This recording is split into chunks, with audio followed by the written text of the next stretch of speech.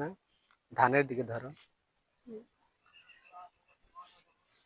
আপনারা যে ধানটা দেখলেন, এই ধানটার নাম কি সেটা জানি না, যেহেতু আমি কৃষকের সন্তান না।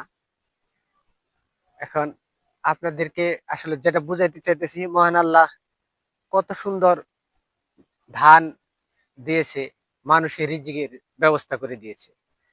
ধানগুলো এখন কাঁচা আছে, এই তো আল্লাহ চাহে তো কিছু কাঁচা কিছু পাকা ধান কয়েকদিন পরেই ধানগুলো কাটতে পারবে। আল্লাহ সব মানুষের জন্য রিজিকের ব্যবস্থা করে দিচ্ছে।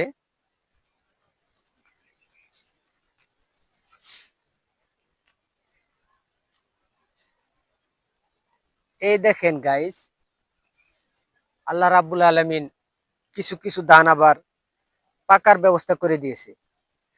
দেখেন, পাশে কাঁচা ধান, আবার পাশে পাকা ধান। অর্থাৎ আল্লাহ পাক এখানেও হয়তো একটা মেসেজ দিয়েছে, সবাই বুঝতে পারছেন কিনা জানি না। আল্লাহ পাক চাইলে পাশাপাশি কাউকে হেদায়েত নসিব করে কবুল করতে পারে, আবার কাউকে গুমরাহির পথেও রাখতে পারে। একই ধান একই সাথে হয়তো রোপণ করা হয়েছে, একজনের জন্য আল্লাহ রিজিকের দ্বার অতি সহজে খুলে দিয়েছে, আরেকজনের জন্য হয়তো একটু লেটে দিবে। তবে এখানে ধৈর্যের পরীক্ষা আছে। আপনারা বুঝতে পারলে কমেন্টে একটু জানাবেন আল্লাহ এখানে কি মেসেজটা দিয়েছে। আর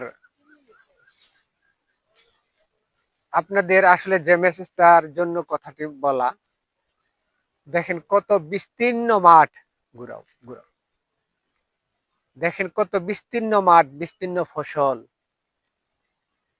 নিয়ামত গুলো কিভাবে ছড়িয়ে ছিটিয়ে আছে পুরো মাঠে। এরপরেও আমরা বুঝতে পারি না যে আল্লাহ পাক সবকিছুই আমাকে আপনাকে দান করেন। আর একটা মেসেজ হচ্ছে যে এই ধানগুলি আল্লাহ যদি আমার আপনার জন্য রিজিকের ব্যবস্থা করে থাকে, তাহলে এই ফসলগুলো আমরা ঘরে নিতে পারবো, না হলে কিন্তু নিতে পারবো না। কারণ এরকম আছে, আমি এরকমও দেখেছি, ধান পেকে গেছে, ধান নিয়ে আমরা বাসায় নিয়ে উঠাবো, হঠাৎ করে শিলাবৃষ্টি হয়ে সমস্ত ধান নষ্ট হয়ে যায়, রিজিক নষ্ট হয়ে যায়। তাই আমরা গুমরাহির পথে না চলে আল্লাহর পথে চলার চেষ্টা করব। আল্লাহ পাক আমাদের রিজিকের